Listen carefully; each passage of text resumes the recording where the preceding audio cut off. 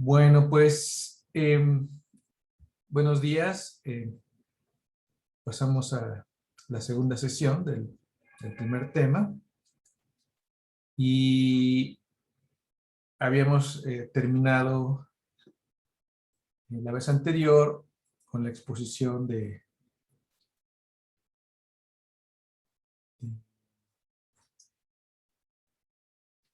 la prueba de Turing y de qué se trata la noción de entender, en el sentido que Turing lo estipuló. Y lo que vamos a hacer ahorita es, les voy a compartir mi pantalla.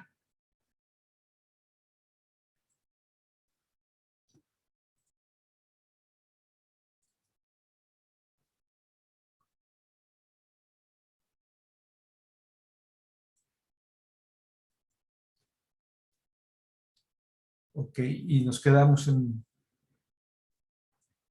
esta parte.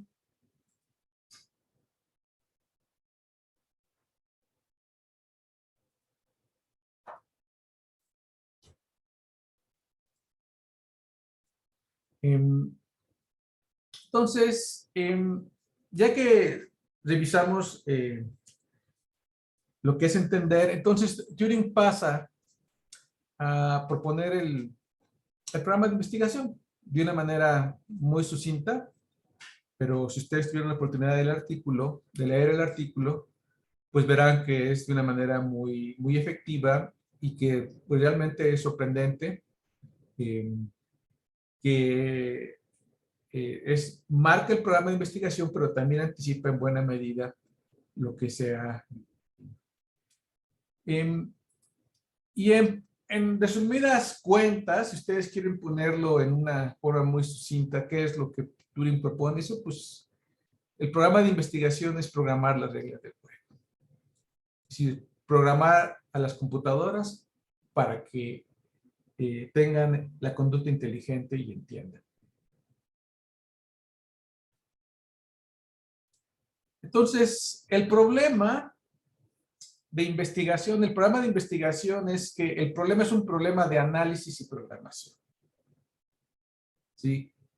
Que es por lo que hacemos los computólogos. Vamos a un dominio problemático, nos presentan un problema que requiere ser automatizado, nosotros hacemos el análisis, el diseño del programa, lo programamos y lo llevamos a cabo. Esto se aplica desde programas simples, como si ustedes hacen un programa de nómina o inventarios, pues realmente es llegar y ver cuál es la problemática que se tiene en ese entorno y pues hacen el programa y el programa resuelve el problema.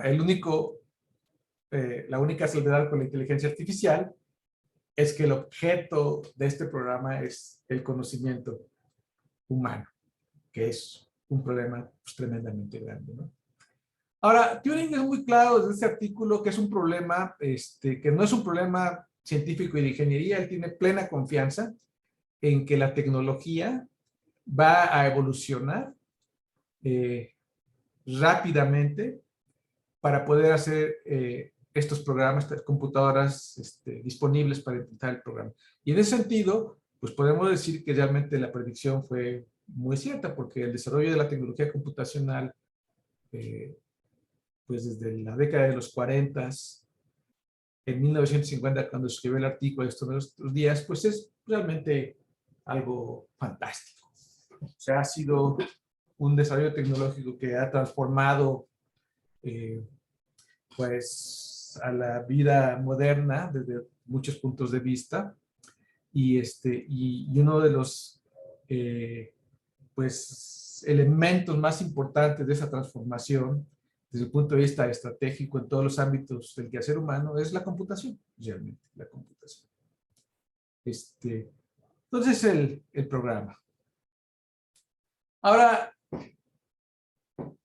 Turing marca dos caminos fundamentales para implementar el programa. Y uno es darle a la máquina el conocimiento ¿Qué es lo que hacemos cuando programamos una computadora? Pues nosotros somos los que metemos el código, pero también en un sentido muy importante es el conocimiento que adquirimos a través de la interacción, por ejemplo, del lenguaje. ¿Ok? ¿Sí? Que de alguna manera el conocimiento se declara y ese conocimiento pasa a formar parte de las estructuras representacionales y de los recursos de conocimiento que el sistema emplea pues en todas las tareas inteligentes. Y la segunda, anticipada por Turing, muy claramente es construir la máquina de aprendizaje. Y esto es simplemente porque el objeto del conocimiento es un objeto tan grande que no podemos esperar que alguien vaya y lo analice en su totalidad, lo mete en la computadora de alguna manera y ya, ¿no? O sea, no es suficiente, sino alguien, la máquina tiene que aprender por sí misma. Y aquí Turing se enfoca primero en el aprendizaje por refuerzo, pero posteriormente lo amplía a formas de aprendizaje que son claramente de alto nivel, incluyendo lo que se aprende cuando se hace razonamiento lógico o cuando se aprende a través del lenguaje. Ahora, Turing anticipa dos métodos para construir estas máquinas. Los programas determinísticos, los que son los programas estándar que uno de alguna manera pues, pone un algoritmo y espera el resultado, y los métodos estocásticos, ¿sí? Que de alguna manera asumen cierta indeterminación, a pesar, como ya habíamos comentado, que Turing estipula que la máquina de Turing, la máquina de estados es completamente determinista. Es un asunto que tal vez abordemos más. Y de hecho, cuando él propone la máquina no determinística, en la primera parte, cuando expone a la máquina de estados, también propone que puede haber una máquina que use números random, ya sea que se produzcan en el ambiente externo, pero también propone ahí que se puede utilizar números randoms, y el ejemplo que él pone es utilizar la expansión de pi. Entonces, la expresión de pi, pues es perfectamente predeterminada, pero no es conocida. De tal manera que si uno toma los siguientes dígitos en la expresión de pi, pues eso funciona como un número random claramente. ¿Ok? Y de hecho, él apunta que no habría manera de distinguir entre los dos tipos de no determinismo, si es porque realmente hay un proceso genuinamente no determinístico, o si es porque la máquina tiene un número pseudo random y, y ese es el responsable de la conducta no determinística. Ahora, sin embargo, cuando tenemos una máquina no determinística, pues la tabla de estados de la máquina de Turing no es una función, sino es una relación. Porque para cada estado, con un mismo símbolo de entrada, le pueden seguir diferentes estados. ¿Ok? Y de alguna manera, pues como podemos computar a las relaciones en términos de las funciones que las componen, entonces la teoría de la computación estándar se enfoca en las funciones y deja a la relación como un objeto, digámoslo así, subordinado. Entonces, por eso la teoría de la computación, pues consiste en una teoría de la computación completa, consiste en ver si hay una máquina que para todas las funciones pueda haber un algoritmo que nos produzca el valor para cada uno de los argumentos, para todos los argumentos. Entonces, eso sería una teoría de la computación completa. Y no incluye las relaciones. Entonces, al ser una función, un objeto determinado, entonces el no determinismo queda, digámoslo así, oculto o queda en el background, y es una cuestión que más bien depende de la implementación, pero la máquina, como Turing lo dice, es clara y fundamentalmente determinista. Entonces, digamos que el no determinismo en computadoras digitales se simula, pero no es actual, cuando menos en la presentación estándar de la teoría. Okay, entonces, Turing habla de estos dos tipos de programas para simular la conducta inteligente. Los determinísticos, pues no creo que tengamos ningún problema. los estocásticos son un poquito más difíciles de comprender, pero el de este problema en el artículo. Vamos a, supóngase que desea encontrar los números entre 50 y 200 que son iguales a la suma del cuadrado de sus dígitos por ambos métodos. ¿Sí entienden el problema? Sí. Entonces yo tengo que decir un número, tengo que ver sus dígitos, elevar cada dígito al cuadrado, sumar los dígitos y ver si hay un número que sea igual al número original. Entonces, Turing dice, pensemos en resolver este problema por ambos métodos. Entonces, el método determinístico, pues, ¿en qué consiste? Consiste en iterar desde 50 hasta 200 y hacer la prueba para cada número, sin perder ninguno. Eso queda perfectamente claro, ¿no? Ok. Pero ahora supóngase que no son 200, sino es 200,000 millones de millones. Ok. Entonces, sí, intuitivamente para ustedes, ¿ese problema tiene solución y la pueden encontrar?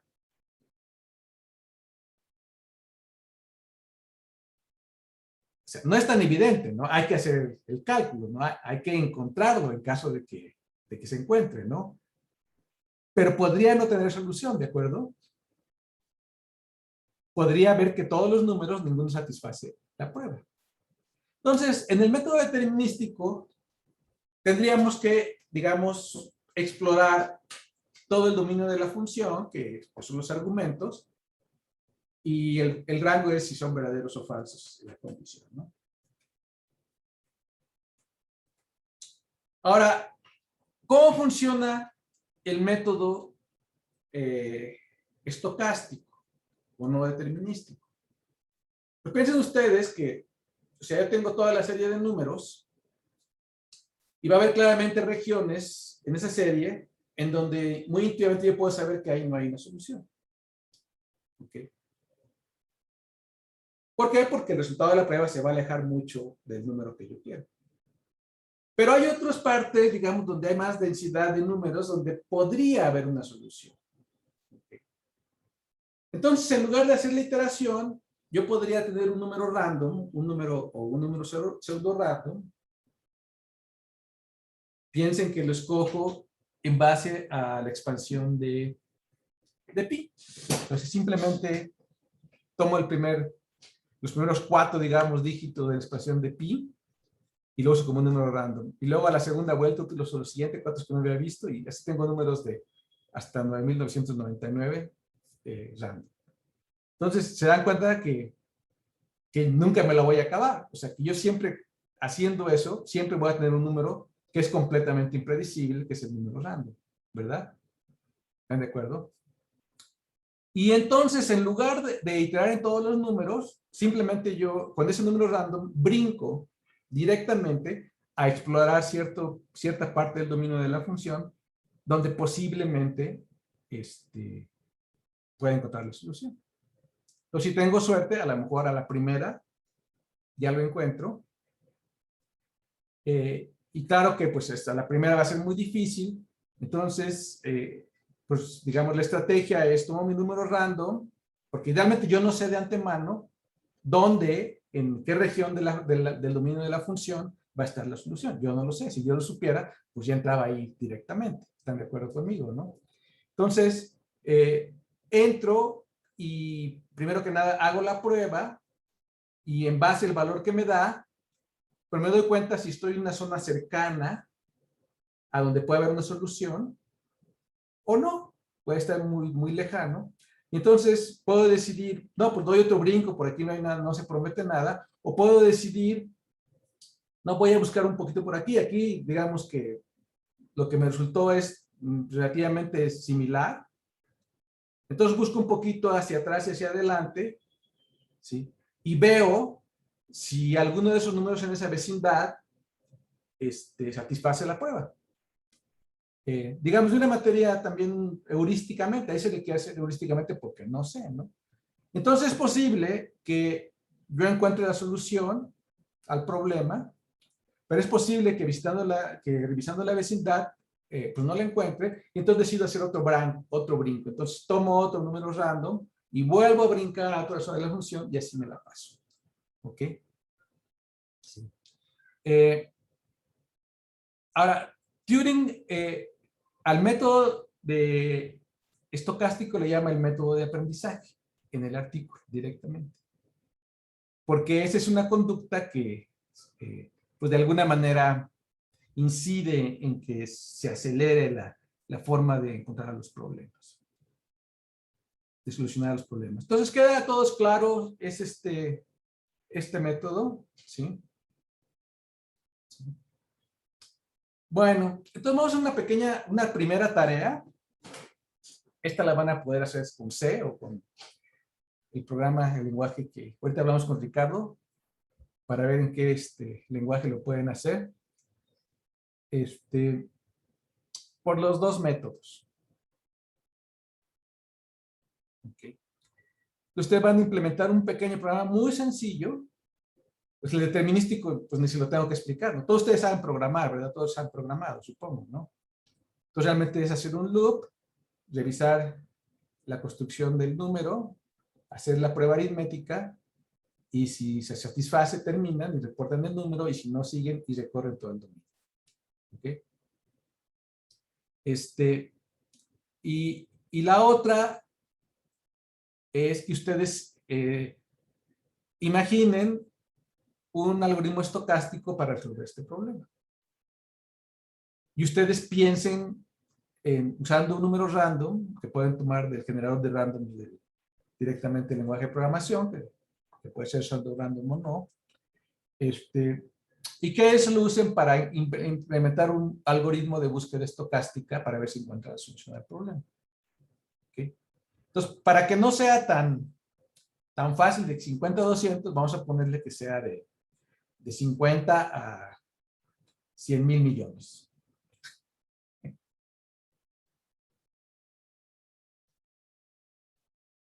Ok. Ahora, ¿cuál es el problema? La ventaja del método determinístico, pues seguro siempre va a terminar. ¿Ok? Y si no hay solución, que es el peor de los casos, pues el costo es que tenemos que investigar todas las instancias del problema. No hay otra manera de resolver el problema. Ahora, ¿cuál es el problema del método estocástico? Que si yo encuentro la solución, sé que tiene solución, pero si no la tiene, entonces yo tengo que seguir brincando. Y nunca tengo un criterio de paro. Porque nunca sé, o sea, voy a seguir brincando dentro del espacio. ¿Ok? Entonces, ¿cuál sería la única manera de dar una condición de terminación? Bueno, ustedes pueden dar una arbitraria. Si no lo encuentro después de 1000 brincos, ya termino. Pero, pues, ¿qué puede ser, no? De hecho, se hace. ¿Ok? Pero muy bien podrían terminar sin haber buscado suficiente y, y responderían de manera equivocada. La respuesta sería incorrecta. Otra solución podría ser que cada vez que ustedes brincan un número y lo inspeccionan, lo guardan. ¿Ok? De tal manera que si vuelven a brincar ese número, ya saben que hicieron la prueba y que no es. Y este problema, el problema es que aquí pues sería más caro el caldo que las albóndigas, porque cada vez que brincaran a una nueva zona tendrían que checar si no lo han revisado ya, que es un test que puede ser muy costoso, y aparte tendrían que usar una gran cantidad de memoria, porque tendrían que guardar cada instancia en la memoria, y entonces lo que ahorran en proceso, pues lo pagan en memoria. ¿Okay? Y al final de cuentas el costo computacional implica a ambas cosas, ¿no? Entonces, ustedes van a hacer su programa y el propósito de este ejercicio es simplemente que sientan un poquito cómo es un algoritmo estocástico, si es que no lo han hecho anteriormente. Muy simple, y de hecho es el que Turing puso originalmente. ¿Okay? Sí.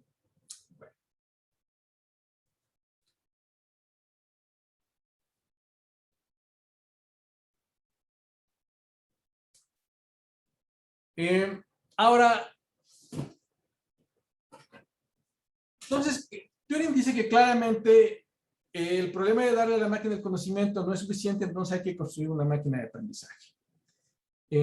Pero, pues el aprendizaje es muy complejo y es muy rico, y si lo hacemos, pensamos en que cuál es el aprendizaje de una persona adulta, cuáles son sus mecanismos de aprendizaje, pues serían pues tales mecanismos muchos y muy complejos, y sería muy difícil modelarlos. Entonces lo que Turing propone es hacer la máquina niño, así, entre comillas, así le llama, ¿no? Que consistiría en asumir que hay un estado inicial de la mente, como cuando una persona nace, ¿sí? Que todo lo que sabe, pues tiene que ser genéticamente heredado, o sea, está ya, digamos, codificado genéticamente al nacer. Y es como una tabula rasa. De hecho, no hay experiencia. O sea, la experiencia consiste en interpretar al mundo, que se requieren ciertos mecanismos básicos de interpretación que tienen que ser innatos, y la interpretación que se hace enriquece a esa tabula rasa original, y entonces empieza a construir el conocimiento. Esa es la propuesta. Entonces, si tenemos una tabula rasa y tenemos al mundo así, digamos, enfrente, entonces Turing dice, tenemos que tener mecanismos de aprendizaje simples, pero de carácter muy general. ¿Okay? Y pues estos mecanismos son los mecanismos básicos de aprendizaje por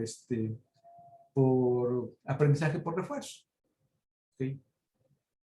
Tenemos una conducta, damos un estímulo, lo queremos fortalecer, lo premiamos, lo queremos debilitar, pues entonces lo castigamos, eventualmente se empieza por hábito a hacer la conducta. Esos tipos de mecanismos tan básicos como esos.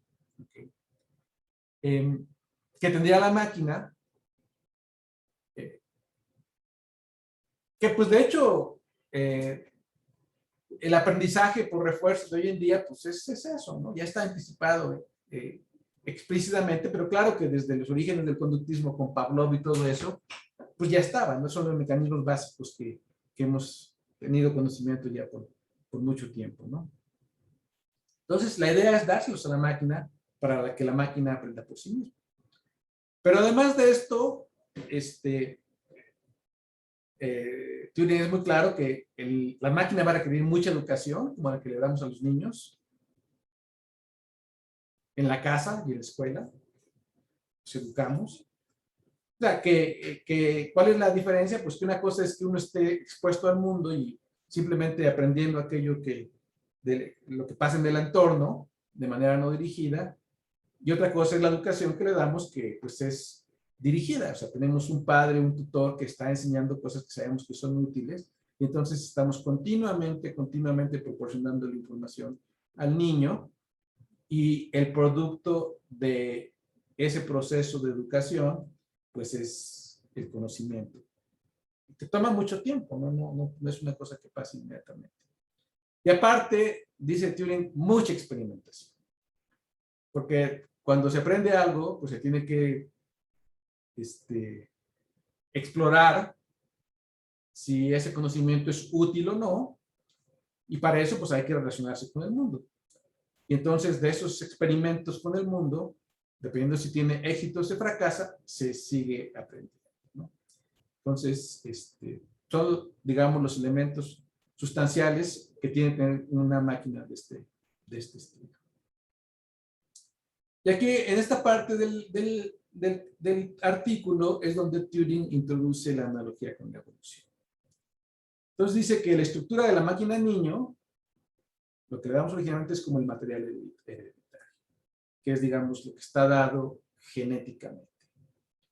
¿Okay? Entonces, tenemos una máquina que tiene maquinaria y la empezamos a educar, se empieza a entrenar, interactuando con el mundo, con la educación, etcétera, etcétera. Y después de un tiempo con esa máquina, resultamos que ya llegó a su cierto límite, ya no puede aprender más. ¿Okay? Entonces, nosotros los programadores decimos, es que el programa de aprendizaje pues, no era muy bueno, pero ¿por qué? Pues por esto, por esto. Entonces, le entramos al programa, ¿no? Vamos a codificar, cambiar el programa.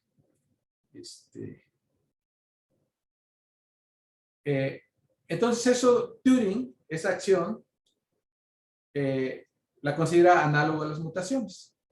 Claro que en la evolución las mutaciones son completamente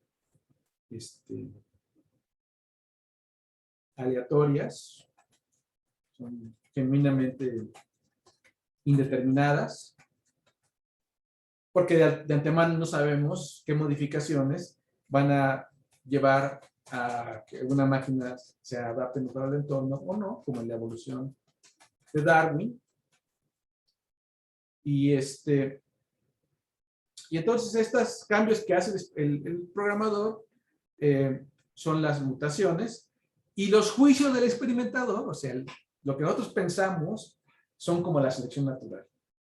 Nada más aquí no es tan selección natural porque nosotros los experimentadores somos los que estamos decidiendo qué hacer, cómo cambiar a la máquina. Pero sí es un poquito como selección natural porque nosotros los experimentadores tampoco sabemos cuál va a ser el resultado de que se tengan esos cambios en la máquina. Okay. Entonces esa es la propuesta, ¿no? Y de hecho, en el artículo ya analiza varios contextos en los cuales las máquinas pueden aprender, que no se limitan al aprendizaje, digamos, que podría ser considerado como reactivo, sino también aborda formas de aprendizaje que se podrían considerar de carácter más simbólico o con una estructura lógica o analógica. Lo aborda explícitamente. O sea que el programa es amplio, no se limita a una forma de computación, un paradigma u otro. Entonces ya al término ya para salir del artículo, entonces Turing deja dos tareas de investigación. Dice, bueno, ya que está todo eso sobre la mesa y tenemos las computadoras, pues hay que hacerlo. ¿Okay? Lo que hay que hacer es llevar a cabo el programa. Y una es jugar ajedrez.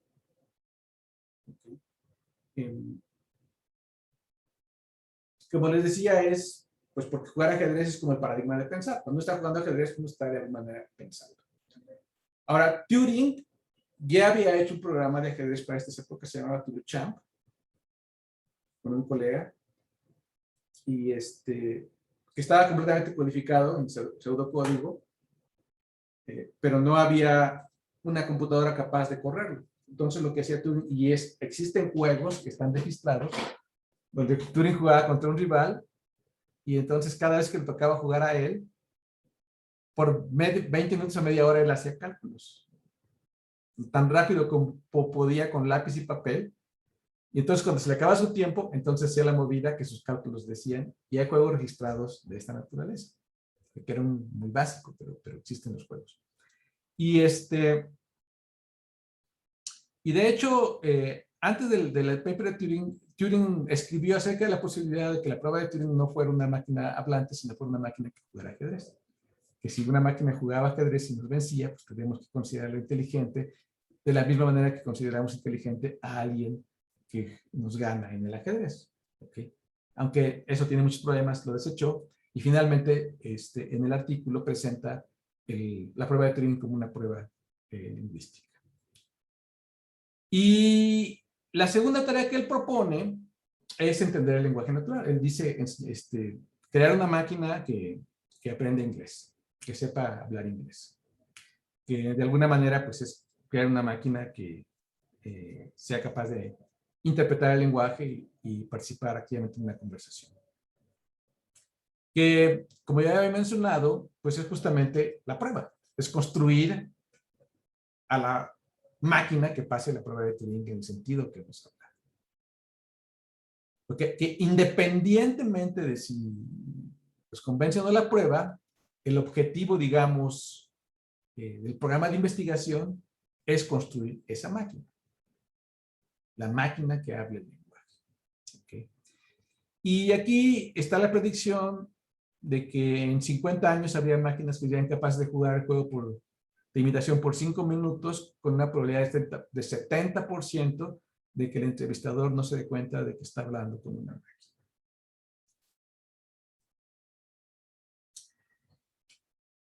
Y como conclusión dice, bueno, pero no nos quedamos quedar en la parte teórica o en la parte conceptual o en la parte de programa, sino lo que hay que hacer es proveer a las máquinas con los mejores órganos sensoriales para hacerlas competentes en el lenguaje. Es decir, darle elementos de hardware, o sea, sensores o micrófonos, que también anticipa, pues, crear robots inteligentes, porque órganos sensoriales, pues, no son nada más. O sea, son para el lenguaje, para el tacto, para la visión, etcétera, que todo está involucrado en la conversación. Y enseñarles a las máquinas el lenguaje para que las máquinas puedan aprender a través del lenguaje. Esto es muy interesante hoy en día, sobre todo cuando tenemos un énfasis tan grande en las redes neuronales que aprenden, que de hecho una cosa que no aprenden las redes neuronales es el lenguaje para poder enseñarlos a través del lenguaje. ¿Sí? A una red neuronal no le podemos hablar con ella y que ese proceso sea el que sea causal de que la máquina aprenda más, sino de hecho las redes neuronales normalmente primero las entrenamos en una fase de entrenamiento y luego las usamos cuando están entrenadas. Pero la interacción que llevan a cabo cuando están usándose, pues no incide directamente en que la máquina aprenda. Tenemos dos fases separadas, que es algo bastante poco natural con respecto a la conducta de los seres humanos, que nosotros cada vez que estamos embarcados en una conversación, aprendemos a través del lenguaje. Entonces, yo espero que ustedes aprendan inteligencia artificial porque estamos platicando en este curso acerca de inteligencia artificial a través del lenguaje.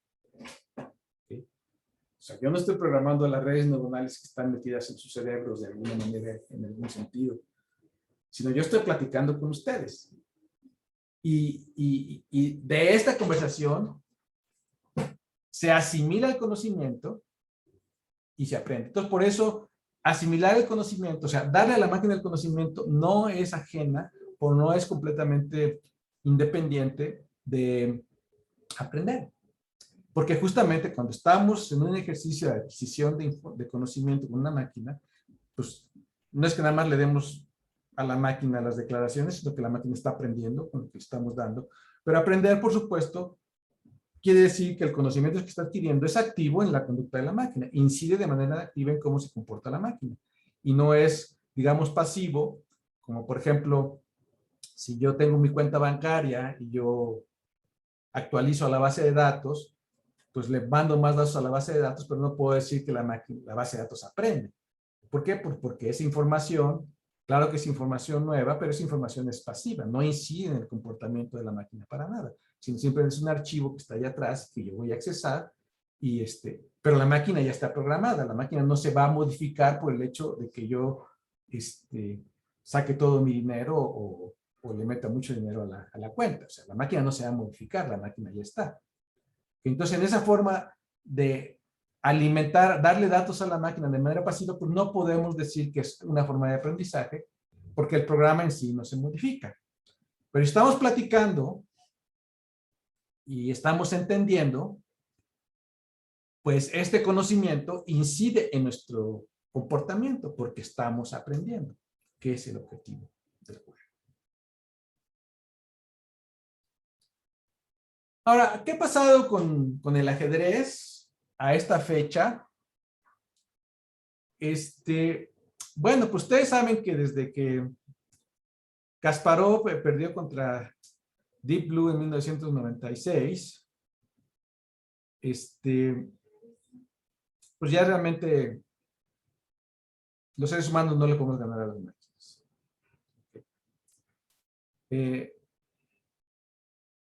Claro que Deep Blue, la máquina que jugó contra Kasparov, jugaba 200,000 millones de jugadas por segundo.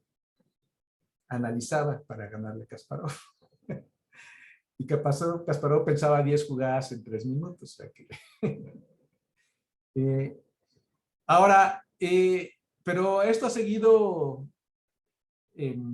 caminando. De hecho, hay un campeonato mundial de ajedrez, de máquinas que juegan ajedrez contra máquinas que juegan ajedrez. Y por algunos años, el programa que se llama Stockfish, en su versión 9, pues llegó a jugar 3.443 de rating. No sé si ustedes estén familiarizados con los ratings del ajedrez, que es el estándar que se da a los jugadores en la Federación Internacional de Ajedrez, que digamos que un novato tiene 1.200, un principiante tiene 1.500, un buen jugador tiene 2.000. Si tienes 2.200 ya eres maestro nacional. Si tienes 2.300 ya eres maestro internacional. Si tienes 2.500 ya eres gran maestro internacional. O sea, que hay muy poquita que llega a 2.500. Y el más alto registrado en la historia, hasta que hice estos slides, en 2014 era el campeón mundial Magnus Carlsen, que tenía 2.882. Nunca nadie había jugado ajedrez en ese nivel. Y es muy interesante porque este rating refleja de manera muy clara la fuerza de los jugadores. Se actualiza cada vez que hace un juego y cada vez que hay un torneo. Entonces, digamos que es un indicador muy real de la fuerza del ajedrecista en el momento que tiene su rating. Bueno, Stockfish, que ustedes lo pueden conseguir hasta en computadoras personales, en versiones de Windows o versiones de Unix, tipo Linux y eso, juega a 3.443. Okay, que es muchísimo más que el campeón mundial de ajedrez. Nunca le vamos a poder ganar. Entonces el estatus, Turing no hizo la predicción de que para esas épocas, que los 50 años que hizo para el lenguaje no lo hizo para el ajedrez, pero si lo hubiera hecho para el ajedrez, lo hubiera aceptado. 46 años tomó hacer la máquina que le ganaba un ser humano. Ahora, Kasparov, cuando perdió, primero ganó y luego perdió, porque hubo un match previo donde Kasparov le ganó a Deep Blue, a una versión de Deep Blue que jugaba 100.000 millones de jugadas por segundo. Ese fue en el 95, me parece, si no me equivoco. Y al año siguiente, ya construyeron los de IBM, una que jugaba al doble, 200.000 millones de jugadas por segundo. Ya, esa sí ya le ganó a Kasparov. Y de hecho no creía él, se enojó, pidió que le entregaran los logs, pensaba que había un grupo de ajedrecistas jugando detrás que tenía la máquina, pero había un conjunto de campeones mundiales pasados que estaban ayudándole a la máquina, etcétera. Entonces, pero pues no, o sea, finalmente aceptó que había perdido, y se quedó pensando, y Kasparov que es una persona sumamente inteligente, y ve a la inteligencia, al ajedrez como el estudio de la inteligencia artificial como uno de los retos. Entonces él propuso de manera muy explícita, pues que aceptó, bueno, así ya no va a haber manera que les ganemos. Luego propuso que si sería posible hacer juegos de ajedrez donde los grandes maestros tuvieran una máquina de ajedrez de mediano poder para calcular ciertas líneas hacia adelante. Y entonces que un jugador, un gran maestro internacional, ayudado de una máquina de soporte para explorar ciertas líneas, todavía le ganaría a las computadoras. Esa fue una propuesta que Kasparov hizo. Y aparentemente se exploró y pues no resultó. O sea, las máquinas ya ganan los seres humanos con o sin ayuda. Y entonces Kasparov ya en 1910, de hecho vino a la UNAM, de hecho a unas conferencias, ya propuso que lo que tenemos que hacer ahora con el ajedrez era que el reto ya no es que las máquinas nos ganen, sino es el reto que las máquinas jueguen como los jugamos los seres humanos, aunque no sean tan buenas.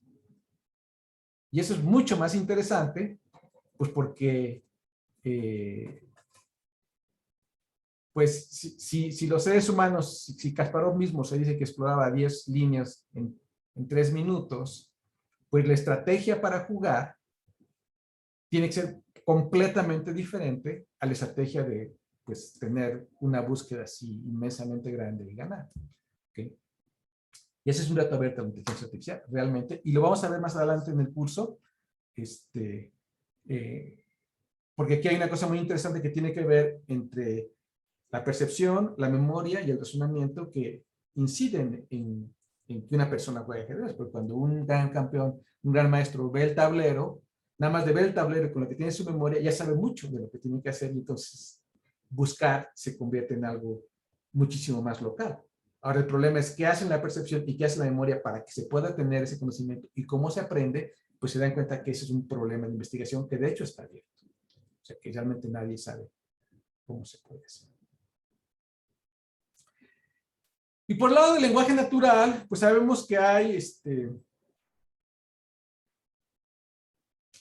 sistemas conversionales para aplicaciones específicas. Los chatterbox, que quiere decir parlanchines. Pero pues cualquiera que tenga experiencia mínima y trate de jugar con estos juegos, pues sabe que realmente todavía falta mucho. Todavía es algo muy, muy, muy, muy temprano, muy prematuro, porque en el momento que uno trata de hablar con estos programas, como el juego que hicimos con el poema de Sor Juana en la clase anterior, pues se da cuenta que el nivel de comprensión de estos programas es absolutamente mínimo. Y si quisiéramos hacer un programa que converse como nosotros acerca de ese poema con ese nivel de comprensión, yo estoy prácticamente convencido de que realmente no hay y nadie sabe cómo hacerlo. O sea, eso yo creo que es la situación. Entonces, todavía en ese sentido, falta muchísimo. Si es que se pueden llegar a hacer. Ahora, ¿por qué? O sea, lo interesante es ¿por qué? ¿Por qué el ajedrez sí y el lenguaje no? Es una pregunta que a mí me parece muy interesante. Y pues, porque digamos que el ajedrez, a final de cuentas, es una actividad puramente mental, donde las reglas siempre se siguen. Y efectivamente uno piensa cuando, o sea, los modelos que juegan ajedrez son modelos del pensamiento. Pues, ¿por qué? Porque emulan la conducta de cuando un ajedrecista ve una situación y entonces decide cuál es la mejor jugada y si va a dar jaque mate o va a tener ciertas ventajas estratégicas. Entonces es pensar y la máquina lo hace. ¿Ok? Pero siempre lo hace bajo unas reglas de juego que se siguen. Entonces aquí es como poner el pensamiento en un tubo de ensayo. Es como sacar al pensamiento del contexto natural de los seres humanos que nos damos, el pensamiento se da en la interacción con el mundo y el lenguaje, y aislarlo como en una caja de Petri, y entonces ahí jugar. Entonces resulta que pensar es fácil. Entonces el resultado, ustedes pueden pensar que las máquinas que juegan ajedrez, pensar resultó la tarea que era fácil de resolver, que aparentemente era la tarea difícil de resolver. ¿Ok? Claro que no se resuelve la tarea total de pensar, sino resuelve la tarea de pensar en un tubo de ensayo, que es mucho más sencillo que pensar realmente en el mundo. ¿Okay? Ahora, la cosa con el lenguaje es que el lenguaje no lo podemos poner tan fácil en un tubo de ensayo. Porque la conducta lingüística, cuando yo estoy hablando, pues se entrelaza de una manera muy profunda con la percepción, con el pensamiento, con la memoria, con la acción y la conciencia. Y yo no puedo decir tan fácilmente cuáles son las reglas que yo sigo cuando estoy hablando. Primero tener qué tipo de reglas, ¿no? A qué nivel, sintácticas, semánticas, pragmáticas, etcétera. Y aparte tampoco estoy seguro si las reglas siempre se siguen. Porque la conversación, pues yo puedo seguir reglas, pero también puedo tener una conversación bastante caótica. En la teoría de la pragmática hay esta idea de que las conversiones son cooperativas. En el sentido de que la conversión puede proceder porque ambos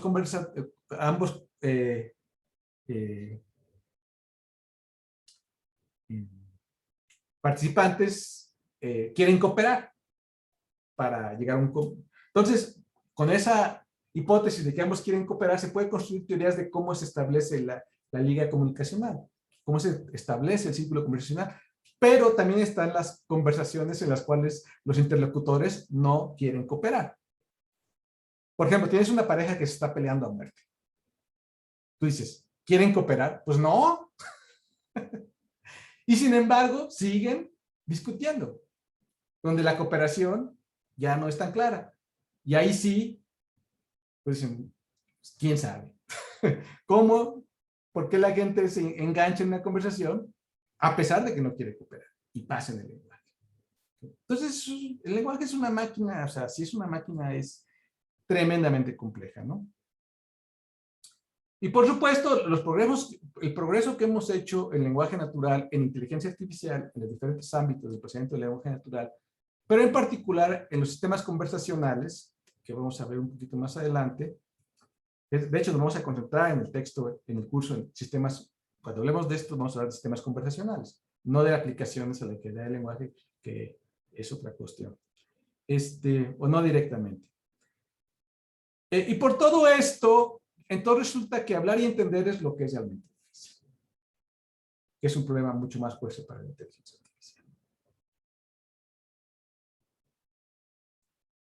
Y aquí viene la estipulación final del artículo de Turing, y lo que él dice al final, que es que podemos esperar que las máquinas lleguen a competir con los seres humanos en todos los campos puramente intelectuales.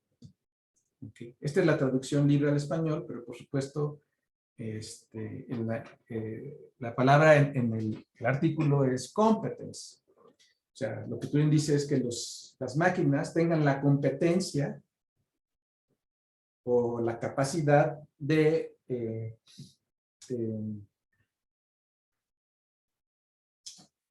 llevar a cabo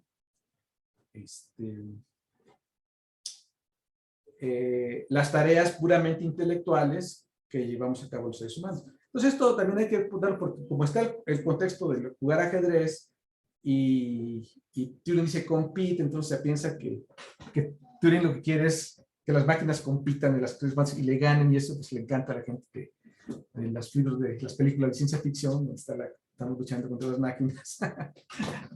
Pero a mí me parece que, dado el contexto del artículo, es muy claro que Turing se refiere a competencia, tener las competencias que tenemos los seres humanos. Y la otra cosa muy interesante es que pone puramente intelectuales, de lo cual, en un principio, limita el problema a pensar en las computadoras que están, digamos, fuera del mundo, no tienen un cuerpo con interactuar con el mundo, y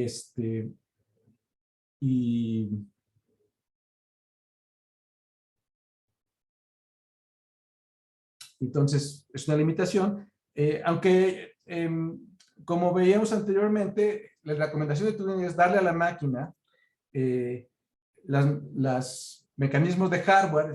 Él especifica para que las máquinas puedan percibir, y con eso enseñarles el lenguaje. Pues eso ya antecede mucho a la robótica, que se embeben estas máquinas en máquinas físicas que están en el mundo. Okay. Bueno. Entonces aquí podemos decir que las objeciones están refutadas o tendrían algún otro tipo de objeción. Porque vimos 9 y hay una que por supuesto se omite, o varias posiblemente que se omiten en la lista de Turing. En aquel entonces tal vez no era tan importante, pero alguien podría objetar pues que todos los seres inteligentes que nosotros conocemos, con nuestra experiencia en la vida, tienen cuerpo, ¿no? O, ¿alguno de ustedes conoce a un ente inteligente que no tenga cuerpo? Bueno, ustedes podrían decir los ángeles y Dios, todo eso, ¿no? Pero ¿los conocen realmente? Si tenemos a los que nos topamos en la vida cotidiana, pues tenemos una inducción de aprendizaje en la cual siempre asociamos la inteligencia a entes con cuerpo. Y de hecho la asociamos a entes vivos con cuerpo. ¿Okay? Entonces, una máquina puramente mental, si no tiene cuerpo, pues no es inteligente, ¿no? Entonces aquí pueden hacer preguntas como, ¿qué tan inteligente es este sujeto? ¿Okay? Entonces podemos decir que su cuerpo es súper inteligente. O sea, las maravillas que hizo en el fútbol, pues realmente era un cuerpo, o sea, muy inteligente en el sentido de que podía desarrollar conductas sorprendentes, productivas, bellas, ¿no? O este sujeto, ¿sí lo conocen? ¿O ya no les tocó? Este es Pelé, el rey Pelé, que es el mejor futbolista de la historia. No le crean a los futbolistas de hoy en día que digan otras cosas. Pelé es el mejor.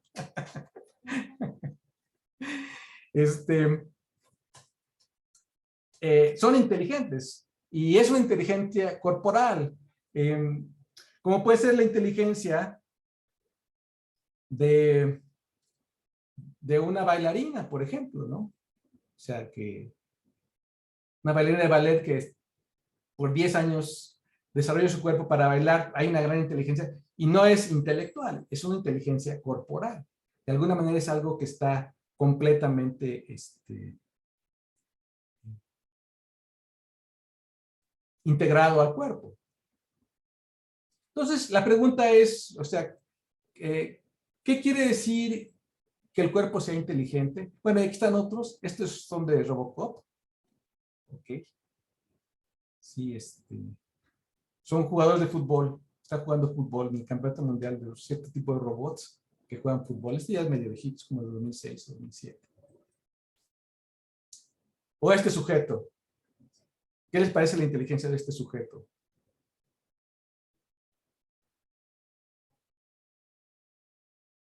Déjenme pasar ahora a mostrarles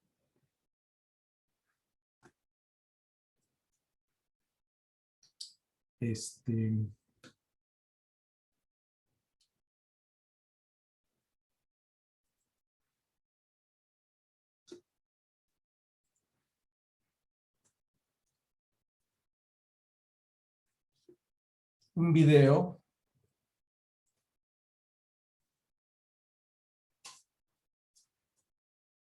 Se los mostré, les di la liga, no sé si lo pudieron ver, pero vamos a verlo ahora y platicar acerca del tipo de inteligencia que tiene este robot.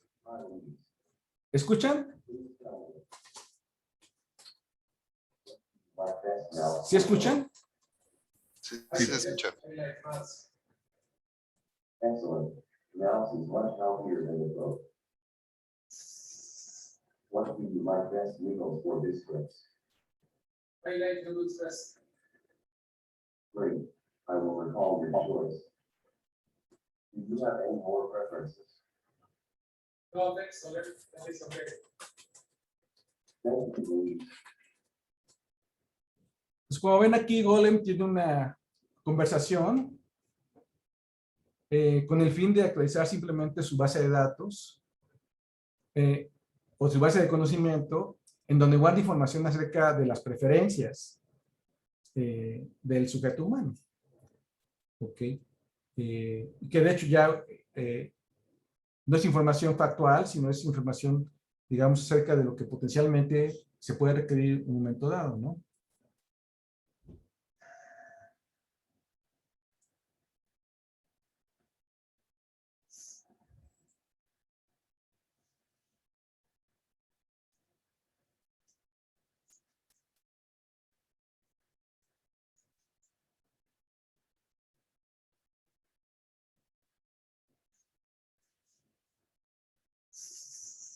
Hi, Luis. How was your day? Déjate hablar de Sorry to hear that. Do you want me to do something for you? Bueno, aquí ven que la conversión en la vida cotidiana tiene que mucho ver con cuestiones afectivas, ¿no? Que es muy común. No se está hablando de hechos concretos, sino está hablando de los sentimientos o las emociones que alguien tiene. bring me something to drink at this place. Okay, I will bring you Mouse, your favorite drink. Yes. you like needles better than biscuits, shall I bring you the biscuits? No problem. Noodles is okay. Okay, I will bring you the mouse and the needles.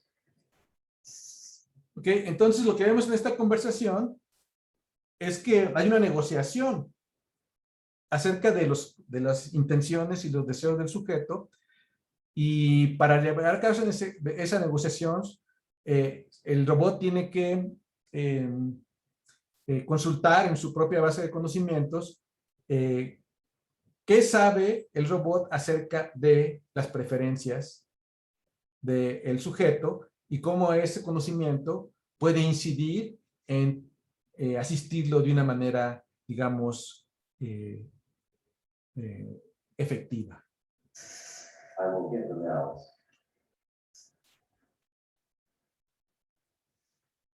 Entonces aquí, como ven, aquí hay 3 stands. Hay la comida, las botanas y las bebidas, que digamos es como podría, digamos, estar en una casa, un supermercado, organizada pero aquí ven que el estado del mundo puede ser incorrecto. Por ejemplo, vemos que en drinks no hay nada, está el Malz, pero vemos que hay una coca, que la coca es un drink, debe estar acá, ¿no? Entonces, de alguna manera, el robot, en la base de datos de conocimiento, sabe cómo es el mundo, sabe dónde están las cosas, o sea, sabe cómo tiene organizada su cocina y en qué stand está qué. Pero por diferentes circunstancias, ese conocimiento puede cambiar y aquí es incorrecto, de tal manera que el robot se va a enfrentar a que el mundo no es como él espera por el conocimiento que tiene.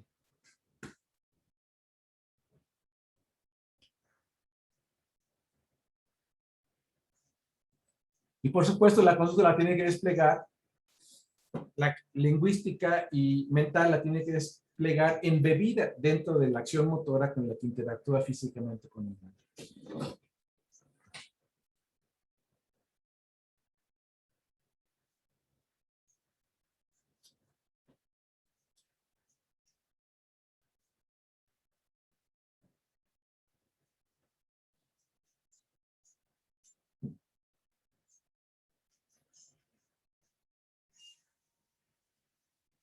Está medio desoxidado el pobre por la pandemia. Y también la cara la tiene caída porque no, tiene el cuello levante y todo, pero en este video no se pudo activar el cuello y entonces está en postura sumisa. Grab the mouse with my left arm.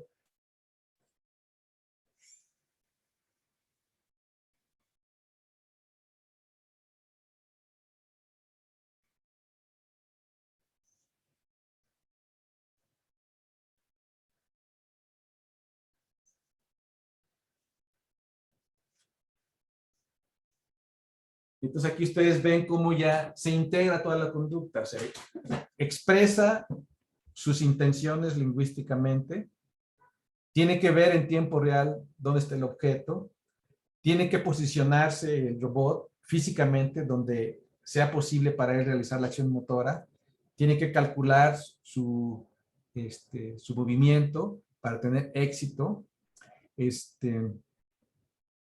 y hacerlo, digamos, en tiempo real.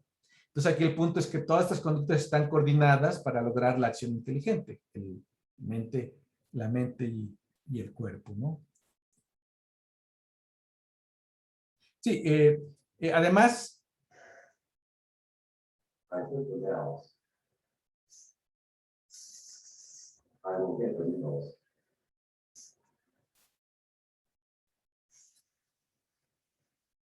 para ustedes tomen en cuenta también que aquí siempre hay errores. El robot tiene un mapa del entorno y en su base de datos de conocimiento tiene una representación de las cosas que hay en el mundo, qué stands hay, qué cosas tienen, etcétera. Pero todas las conductas que él realiza llevan errores. Hay errores de posición, hay errores de visión, hay errores de cálculo, etcétera. Entonces, el robot en este entorno nunca está fijo, nunca se repite la acción exactamente en la misma situación, sino siempre cada conducta es diferente, nunca la repite exactamente igual, y tiene que ser lo suficientemente robusto para no solamente atender a las variaciones del mundo, cosas que él no esperaba, sino también tiene que atender a los errores que él mismo está cometiendo para poder tener éxito. Todo esto lo tiene que llevar de manera coordinada a lo largo del proceso.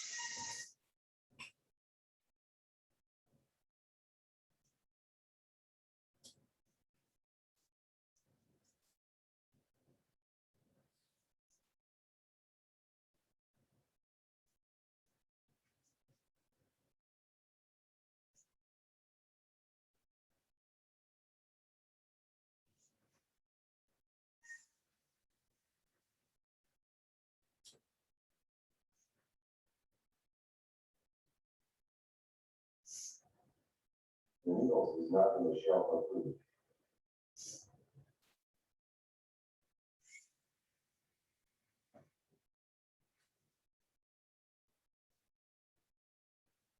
O sea, hay una expectativa que no se cumplió en el mundo, porque una cosa no estaba en su lugar.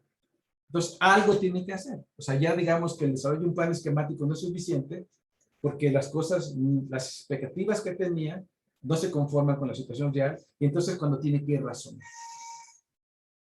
Cuando tiene que hacer un diagnóstico, y en base al diagnóstico, tomar una decisión y proceder.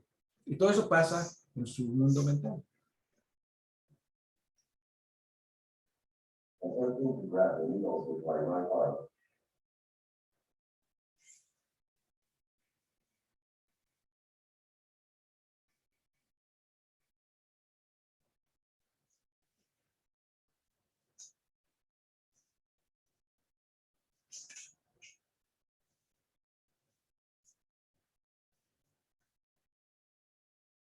I took the needles.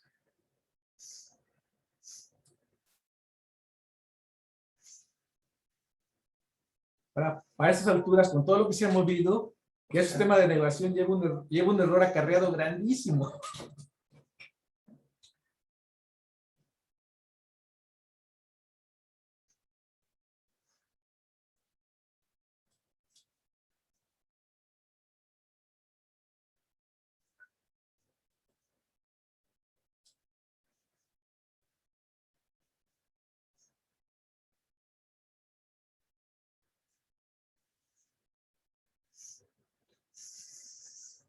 Here is the needles.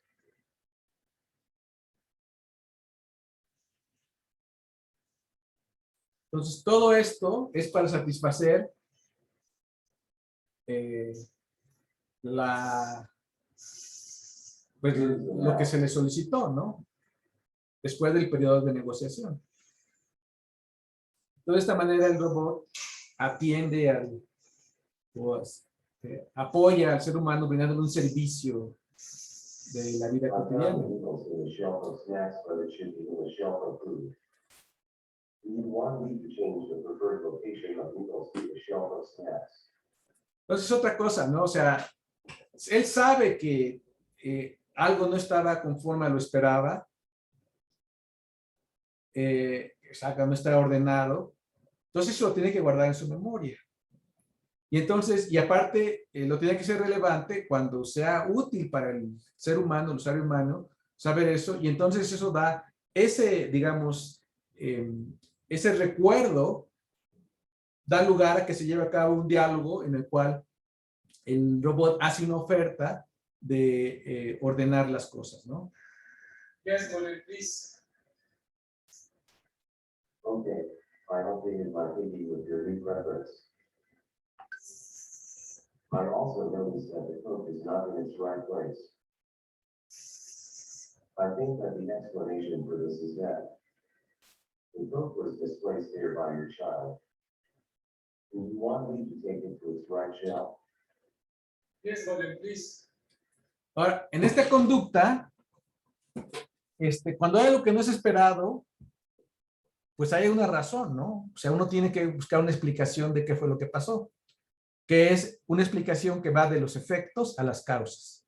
Y aquí Golem acude a su conocimiento del sentido común y sabe en su base de datos que hay niños y que tiene un niño, que a los niños les gusta jugar y que los niños pueden quitar las cosas. Y entonces ese conocimiento que tiene, de alguna manera, le permite hacer una hipótesis de la causa por la cual el escenario no era el debido.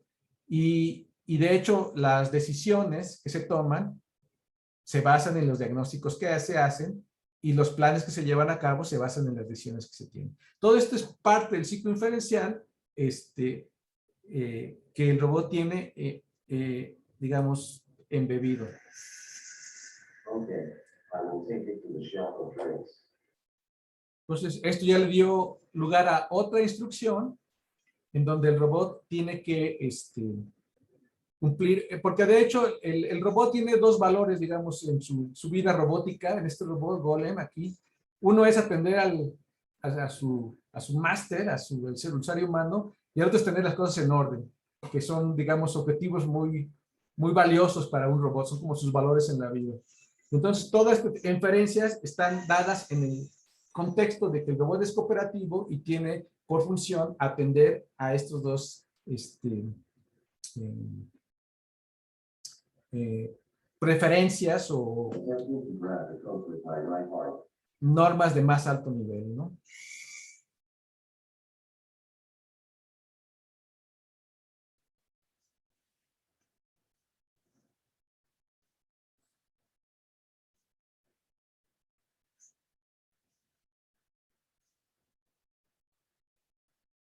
I took the coat.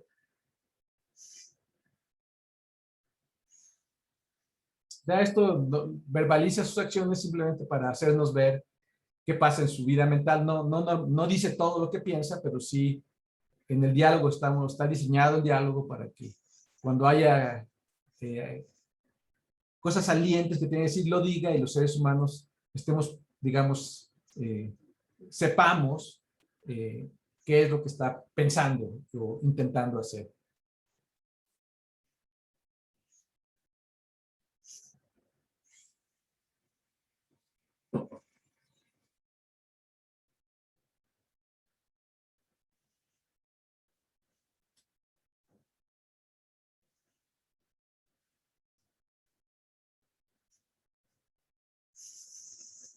I put the coat in its right shelf.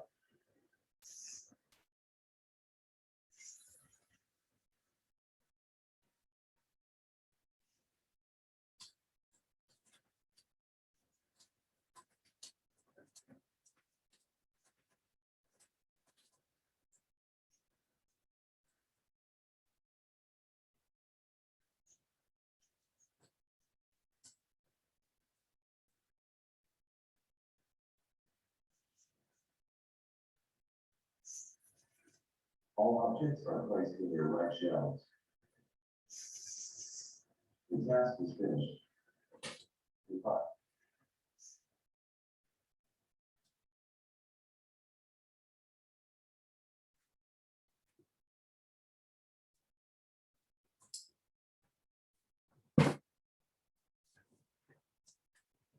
Pues aquí ven, o sea, digamos, concluimos esta parte con ver más o menos el estado del arte, cuando menos lo que nosotros hemos logrado para tener estas conductas inteligentes, conversacionales.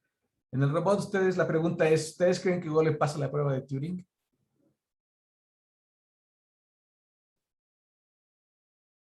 Ahí va su calificación, ¿eh?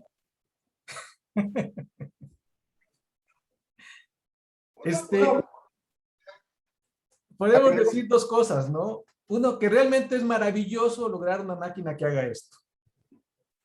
O sea, para nosotros, en los años que ha habido de trabajo, los algoritmos que hay, los métodos, etcétera, el efecto, construir al robot físicamente, pues realmente ha sido una empresa mayor de muchísima gente y cada vez que logra agarrar una coca o actualiza su base de conocimientos es un gran logro para nosotros, ¿no? Pero por otro lado, y con todo lo que hemos platicado, ustedes se dan cuenta que es una conducta que dista muchísimo, muchísimo de la conducta humana. Entonces, en uno de los artículos nosotros tenemos la propuesta de que la conducta humana, tal cual, realmente está fuera del alcance de los seres humanos, de los robots. O sea, lo que hacemos los seres humanos, usando el sentido común en ambientes abiertos, está mucho más allá de lo que puede hacerse con la tecnología actual. Entonces tenemos la hipótesis de las tareas prácticas, basada en una hipótesis del lenguaje natural, también se llama de los diálogos prácticos, donde lo que podemos aspirar es que sean las tareas que hacemos los seres humanos, pero simplificadas en varias dimensiones, que tienen que ver con su complejidad y flexibilidad. Es decir, que son las tareas que hacen los seres humanos, como un mesero o un asistente, pero quitándole muchísimos de los elementos que aparecerían en la vida real, para los cuales la tecnología simplemente ya no sea suficiente. Pero sin embargo, podemos esperar que si los ambientes se restringen, no es el ambiente real, sino es un ambiente que está regimentado, posiblemente podamos tener esta clase de máquinas, como supermercados o restaurantes o hospitales, donde hay cierta regimentación del entorno. Entonces le llamamos eso las tareas prácticas. Y lo que vieron ahorita es lo que yo llamo una tarea práctica de juguete, que es la tarea regimentada, pero realmente en una situación muy, muy pequeña. Pero eso que ustedes vieron es realmente como el estado del arte.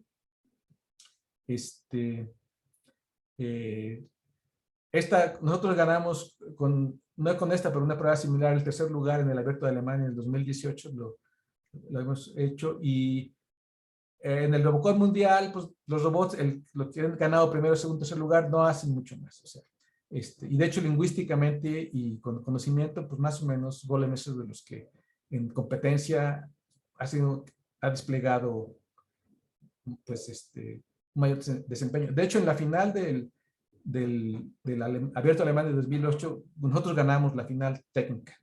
O sea, el Golem fue el que, con una presentación análoga a esta. Luego ya por la puntuación integrada de la competencia nos mandaban al tercer lugar, pero la final técnica la ganamos con una presentación de ese tipo por la integración del conocimiento, el razonamiento y la conducta robótica. Entonces, pues más o menos eso es lo que hay, ¿no? O sea, en robots que compiten, porque de hecho muchos de los robots que ustedes ven en la ciencia ficción, incluso Asimov, están en ambientes perfectamente predeterminados, no los dejan actuar en el mundo real, porque se enfrentarían a las contingencias del mundo real y entonces podrían tener errores y equivocaciones y no sería tan conveniente. Entonces esto les da una idea más o menos de dónde estamos en el estado del arte ahorita respecto a el ideal de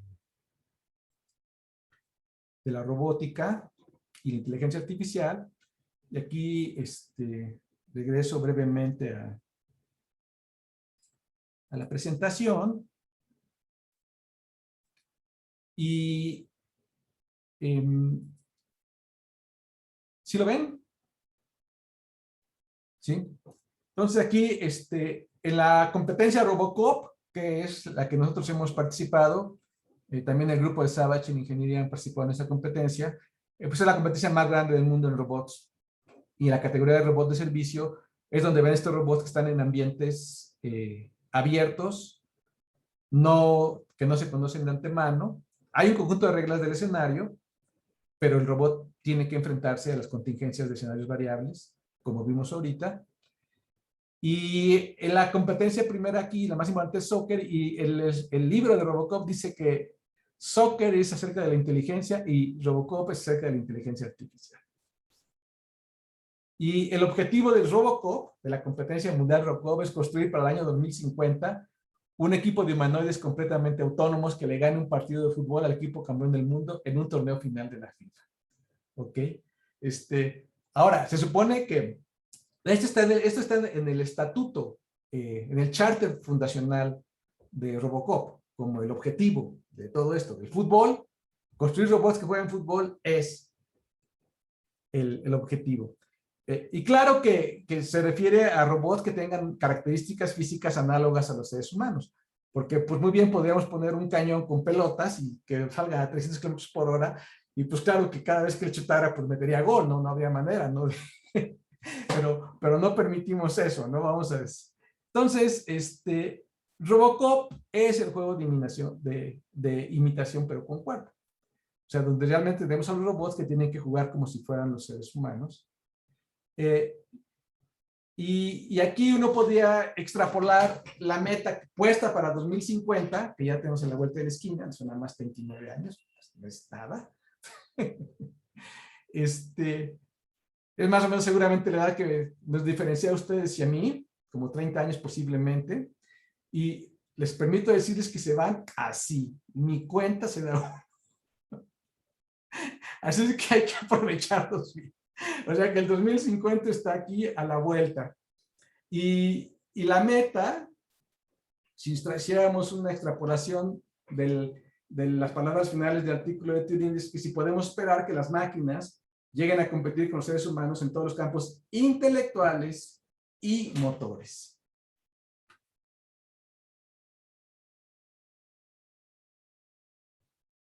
Y con esto diríamos, pues entonces que la meta sería que si podemos esperar que las máquinas van a competir con los seres humanos en todos los campos, y aquí ya entramos a la ciencia ficción, y Terminator, y toda esa cuestión del imaginario colectivo hoy en día de la robótica, pero todo lo que hemos dicho, todavía está muy lejano, ¿no? Entonces vamos ahorita a terminar diciendo, pero ¿qué significa para la inteligencia tener cuerpo? Y esto ya lo vamos a ver para la próxima sesión. Entonces, en este momento lo que quisiera hacer en los minutitos que nos quedan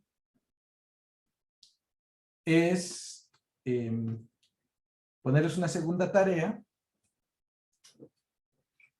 Además del pequeño ejercicio que tuvimos por ahí. Oye, Ricardo, ¿en qué lenguaje lo pueden hacer?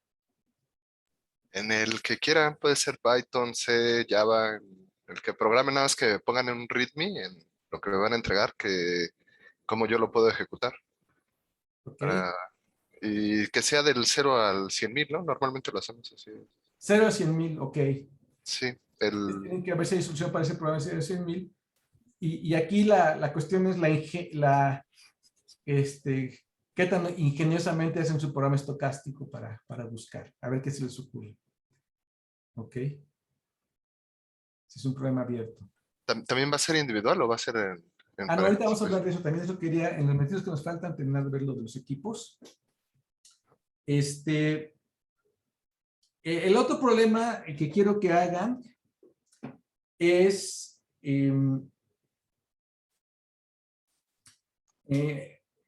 que hagan una máquina de Turing, diseñen una máquina de Turing, nada más que en lugar de una cinta, va a ser una cuadrícula, un papel cuadriculado. Okay. Entonces, además de tener las instrucciones de moverse a la izquierda y a la derecha en la cinta, esta máquina de Turing va a poder moverse a la izquierda, mover a la derecha, moverse hacia arriba y moverse hacia abajo. ¿Ok?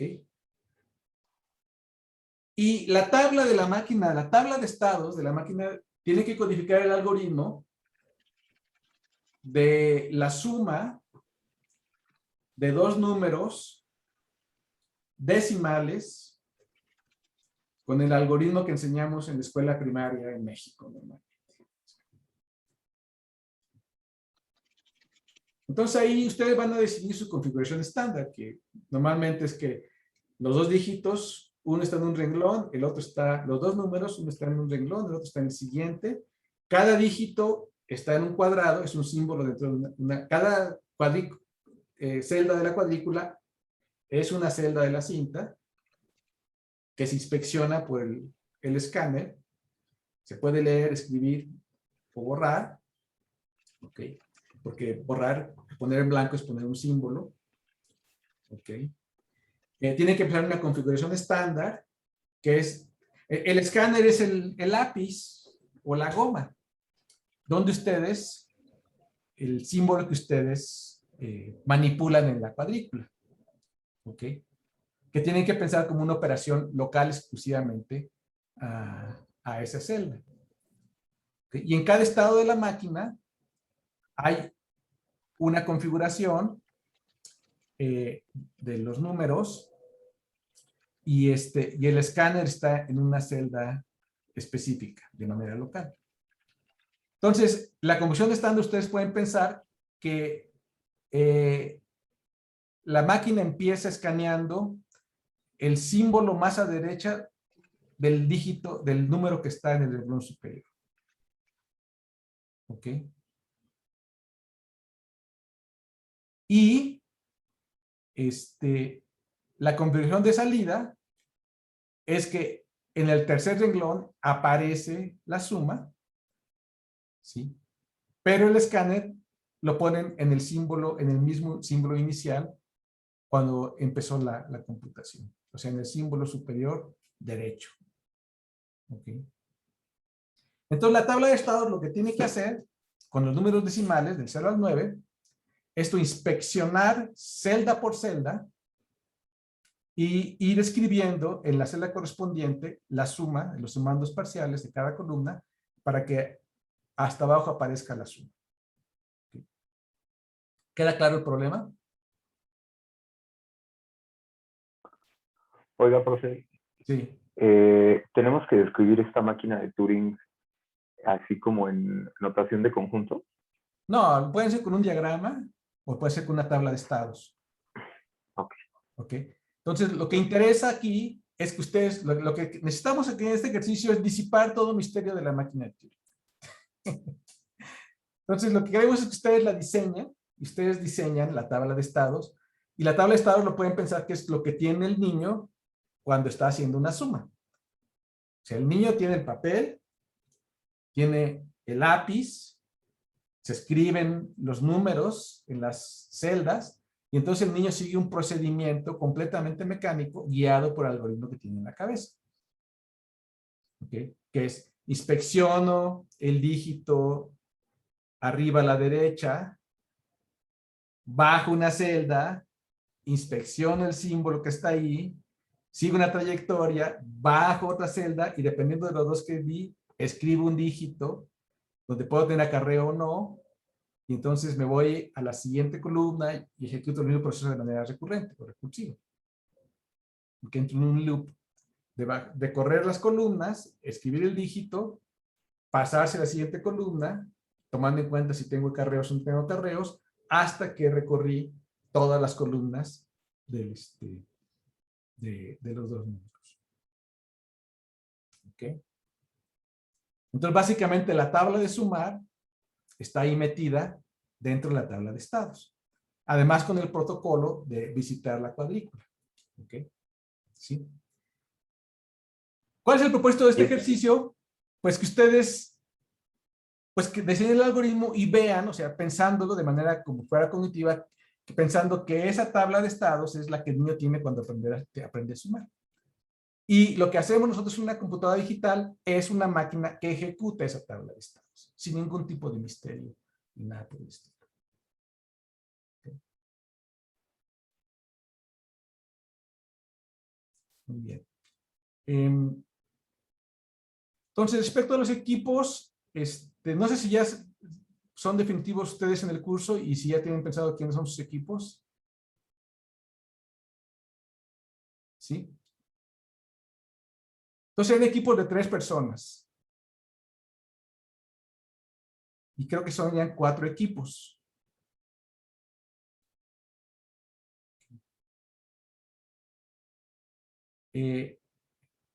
Si hay alguien más, algún equipo podría tener 4 personas. Y si hay alguien menos, algún equipo podría tener 2 personas. ¿Okay? Entonces, pónganse de acuerdo y la tarea se hace en equipo. Ambas tareas. ¿Okay? Sí. Y se entregarían el martes siguiente cuando tenemos todo el bloque de este bloque inicial. ¿Ok? Entonces yo pienso que la semana que entra los 2 clases vamos a usarlas para terminar el bloque. Entonces el martes siguiente sería cuando se entregaría esta tarea. ¿Ok? Entonces, por Tengo favor. otra duda. Sí, las dos El de la máquina de Turing también lo podemos hacer en cualquier lenguaje que queramos. Ah, no, es en papel, no lo tienen que programar. Ah, no hay que programarlo. No hay que programarlo. Perfecto. Lo que necesito es que vean la lógica ustedes. O sea, que ustedes entreguen Ok. un diagrama o una tabla de estados y un pequeño reporte de cómo funciona su programa, ¿ok? Los dos son para, los dos tareas son para después, ¿verdad? El martes siguiente después de Sí, que o sea, terminemos. sí, la semana que entra yo vamos a dar las 2 sesiones en terminar este bloque inicial, introductorio. Entonces, al siguiente martes es cuando ustedes integrarán la tarea. Creo que son 12 ahorita, entonces serían 4 equipos exactamente. ¿Ok? Entonces es muy importante que se pongan de acuerdo en el equipo y platiquen la solución entre los 3 del equipo antes de echarse a programar y todo eso, ¿no? ¿Sí? Y también respecto al problema, es muy sencillo, pero hay muchas posibles soluciones y lo que pues esperaría yo es que haga una solución bonita y elegante, ¿ok? Del problema de la máquina de Turing. Y también va a mostrarles pues que realmente el medio, que la cinta es contingente porque vamos a usar una cuadrícula, las operaciones sobre la cinta de la navegación son contingentes porque podemos navegar hacia arriba y hacia abajo. Dos tipos de cosas son contingentes, lo esencial es la tabla de estados. Pero la tabla de estados va a estar referida al tipo de medio y a la notación, porque eso sí no lo van a poder dejar. Eso no va a aparecer en la tabla de estados, pero para hacer el algoritmo van a tener que asumir que hay un medio y hay una notación, por ejemplo, que es la notación decimal, que impacten en la tabla de estados. ¿Okay? Pero eso ya no queda en la máquina queda en la tabla de estados, pero la notación, pues nada más saben ustedes, es ya parte del proceso de interpretación. Nosotros interpretamos, sabemos que la máquina está en decimal, en notación decimal, y por eso lo interpretamos, y usamos ese para el algoritmo, pero el algoritmo ya no tiene ninguna especificidad, no sabe de la notación, ¿no? Entonces aquí el ejercicio tiene por objetivo que, digamos, desmistificar los elementos de la máquina de Turing. Dejar claro cuáles son los objetos materiales, la tabla de estados como el objeto central, y una vez que la hagan, pues van a poder ver que el requisito fundamental es que la tabla de estados, dado un medio y un medio, se puede ejecutar por un dispositivo mecánico sin ningún tipo de intuición. De hecho, la máquina de Babbage era con engranes mecánicos. Y los movimientos de los engranes recorrían las representaciones y la configuración de los engranes se interpretaba con los números y sumaba, y era una computadora universal. O sea, no tiene nada que ver con que sea electrónica, se puede hacer con cubetas de agua si ustedes quieren, o con engranes mecánicos. Lo importante es que es un proceso que ya es completamente, no requiere intuición, sino se sigue el procedimiento sobre los símbolos, porque a final de cuentas en el medio siempre escribimos símbolos. Entonces la máquina de Turing es una máquina simbólica siempre. ¿Por qué? Porque lo que aparece en la cinta son símbolos. ¿Ok? O sea, que siempre es simbólica en este sentido fundamental. ¿Okay? Entonces el objetivo es ese, que ustedes piensen acerca de estos elementos y cuando sigamos adelante veamos, o sea, qué parte es la que está en la máquina y qué parte es la interpretación que ponemos los seres humanos. Entonces, con esto terminamos esta sesión. Nada más había por ahí una pregunta de si tenía un giroscopio. No sé por dónde está, no lo veo. ¿El Golem? ¿Alguien hizo esa pregunta por ahí? ¿Sí, Ricardo? Sí, Francisco, y preguntó que si Golem tenía un giroscopio. Ok, no, Golem, funciona, en su sistema de navegación tiene un láser en la base robótica. Es un láser que siempre está barriendo el entorno de manera horizontal, o sea, está barriendo, y hay un algoritmo que se llama SLAM que construye primero el mapa, entonces pasa por el escenario y el láser va viendo los obstáculos y va generando un mapa. Y después va recorriendo el escenario utilizando ese mapa. Claro que todo puede variar porque hay obstáculos que se pueden cambiar, etcétera. Pero normalmente lo que hacemos es, o sea, con el láser, con algoritmos de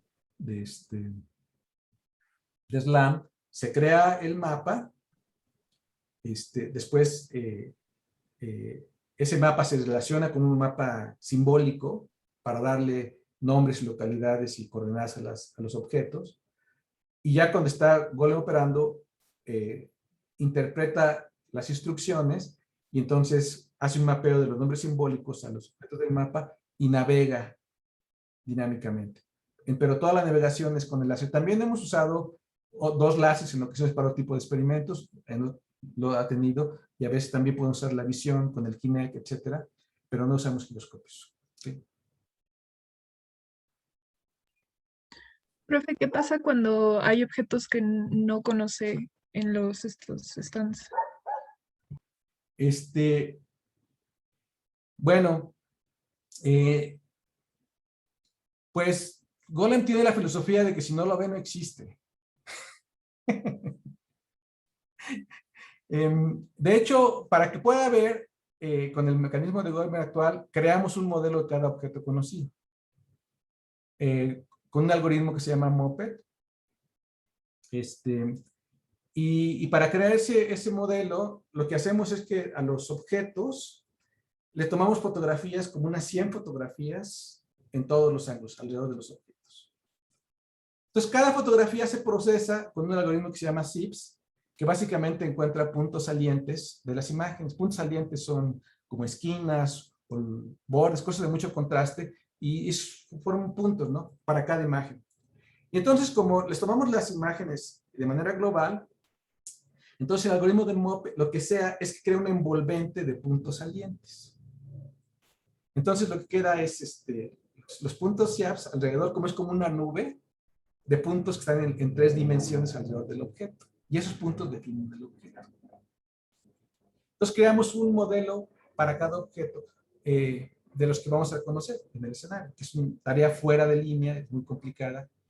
Y a la hora de observar, pues nunca va a ser el caso de que Golem vea al objeto exactamente donde se tomó una fotografía previamente.